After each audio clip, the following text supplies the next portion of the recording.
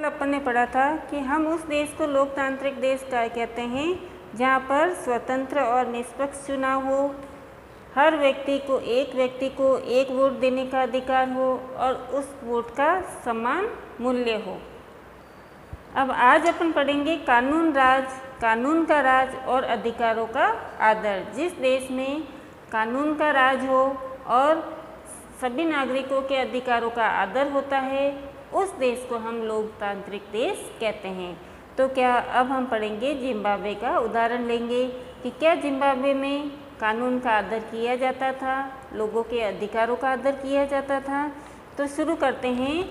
Zimbabwe को 1980 में अल्पसंख्यक गोरों के शासन से मुक्ति मिली। जिम्बाब्वे एक अफ्रीकन देश है जिसे 1980 में गोरों का शासन मतलब ब्रिटिश से आज़ादी मिली।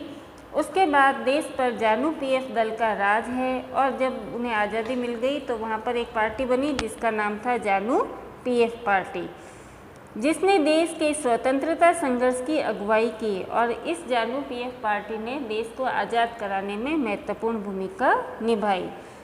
इसके नेता रॉबर्ट मुगाबे आज़ादी के बाद से ही शासन कर रहे थे और इस जानू पीएफ पार्टी के जो नेता थे उनका नाम था रॉबर्ट मुगाबे और इन्होंने जिम्बाब्वे पर शासन किया। चुनाव नियमित रूप से होते थे और सदा जानू पीएफ दल ही जीतता था। अब वहाँ पर जिम्बाब्वे में चुनाव भी होते थे और हमेशा एक ही पार्टी जीतती थी जिसका नाम था जानू पीएफ। राष्ट्रपति मुगाबे कम लोकप्रिय नहीं थे क्योंकि उन्होंने स्वतंत्रता संघर्ष की अगुवाई की थी, वो एक क्रांतिकारी थे। तो इसीलिए जिम्बाब्वे के लोग जानू पीएफ रॉबर्ट मुगाबे को और या जानू पीएफ पार्टी को बहुत ही मानते थे। सभी जनता में वह पूरी लोकप्रिय थी, पर वे चुनाव के गलत तरीके भी अपनाते थे। लेकिन इसका फ़ायदा उठाते हुए कि जनता तो हमारे साथ ही है, और जो ये जानू पीएफ पार्टी थी उसने क्या किया कि जो भी चुनाव होते थे तो उसमें गलत तरीकों को अपनाते थे। आज़ादी के बाद से उनकी सरकार ने कई बार संविधान में बदलाव करके, और जब ये रॉबर्ट मुगाबे राष्ट्रपति बन गया तो उसने राष्ट्रपति बनते ही अपने हिसाब से ही जहाँ उसे ज़रूरत होती थी वहाँ पर संविधान में जो कानून दिए हुए हैं उन कानूनों में वो परिवर्तन कर देता था और खुद के अधिकारों में वृद्धि कर रहा था और उसकी जवाबदेही भी कम कर दी कि मेरी इसमें कोई जवाबदारी नहीं है। तो इसके लिए फिर जो विपक्षी दल थे उन्होंने आलोचना शुरू कर दी कि ये मुगाबे सही नहीं कर रहा है ना, अपने मन से अपनी इच्छा से कानूनों में परिवर्तन कर रहा है, संविधान में संशोधन कर रहा है। तो जो उसके विपक्ष में बोलता तो जानू पीएफ पार्टी इन कार्यकर्ताओं को परेशान करने लग जाती और उनकी सभाओं में गड़बड़ियाँ करवा देती, सभाएं बंद करवा देते। तो इस तरीके से उनको परेशान करना शुरू कर दिया। सरकार विरोधी प्रदर्शनों और आंदोलनों को, और जो भी विरोधी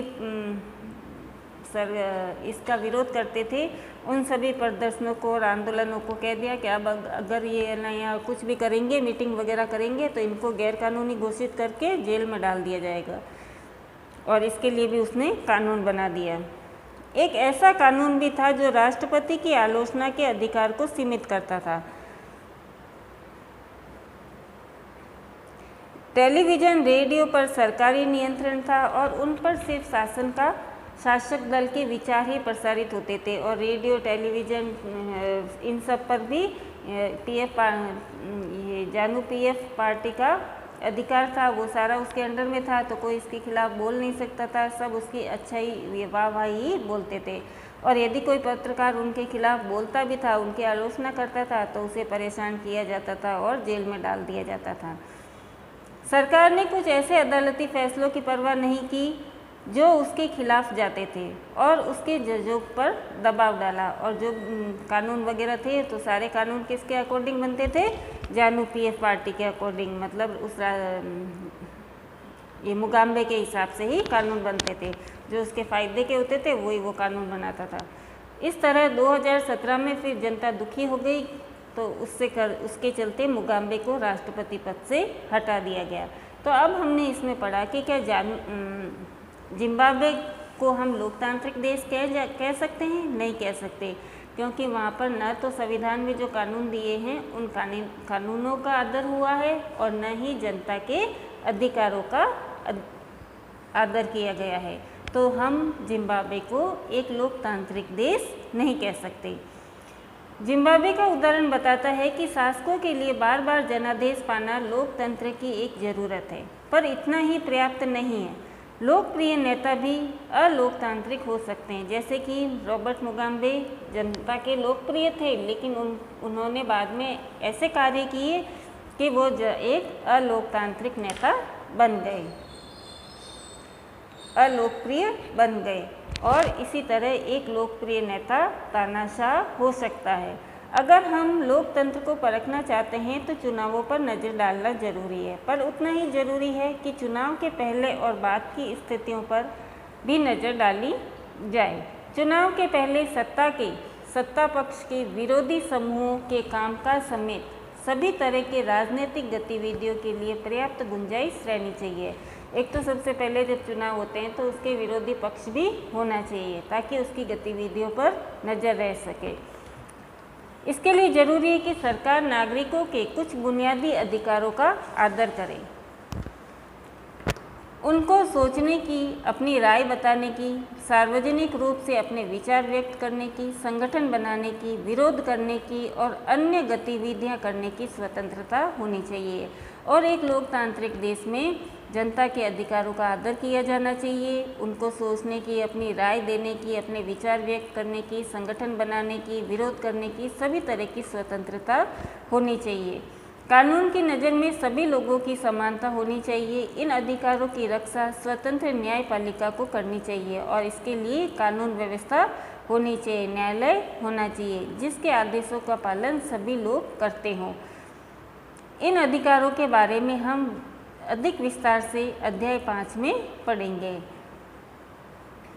इसी प्रकार कुछ दूसरी शर्तें हैं जो चुनाव के बाद सरकार चलाने के तौर तरीकों पर लागू होते हैं। एक लोकतांत्रिक सरकार सिर्फ इस कारण से मनमानी नहीं कर सकती कि उसने चुनाव जीता है कि भैया मैंने चुनाव जीत लिया है, मैं यहाँ का शासक बन गया हूँ, प्रतिनिधि मेरे को चुना गया है, मैं राष्ट्रपति बन गया और अब मैं ही सब कुछ जैसा कहूँगा वैसे ही करेगा। ऐसा नहीं किया जाएगा। उसे काम कैसे करना है? संविधान में जो कानून दिए गए हैं उन्हीं के आधार पर उसे कार्य करना चाहिए। खास तौर से उसे अल्पमत वाले समूह को दी गई कुछ गारंटियों का आदर करना होता है। हर प्रमुख फैसले लंबे विचार विमर्श के बाद, कोई भी फैसला लेगा वो तो विचार विमर्श के बाद लेगा। जो उसने जनता से वादे किए हैं उनको पूरा करने की कोशिश करेगा। हर पदाधिकारी को उस पद के साथ जुड़े अधिकार और जिम्मेदारियां संविधान द्वारा दी जाती है और संविधान द्वारा उसे जो भी कार्य दिए जाते हैं, जो भी जिम्मेदारियां दी जाती है वह उसे पूरा करने के लिए वो उत्तरदायी होता है। ये सभी न सिर्फ जनता के प्रति उत्तरदायी है बल्कि अन्य स्वतंत्र अधिकारियों के प्रति भी उनकी जवाबदेही होती है और इसके बारे में हम आगे और पढ़ेंगे। तो इस प्रकार हम लोकतंत्र की चौथी और अंतिम विशेषता को रेखांकित कर सकते हैं। एक लोकतांत्रिक सरकार संवैधानिक कानूनों और नागरिक अधिकारों द्वारा खींची गई लक्ष्मण रेखाओं के भीतर ही काम करती है कि एक लोकतांत्रिक सरकार उसे ही कहेंगे जो संविधान द्वारा जो नागरिकों के अधिकार दिए गए हैं, जो कानून दिए गए हैं, उनके अंडर में रहकर ही वो कार्य करेगा। ठीक है बच्चों, तो अब हम कल इस परिभाषा का सारांश पढ़ेंगे। धन्यवाद।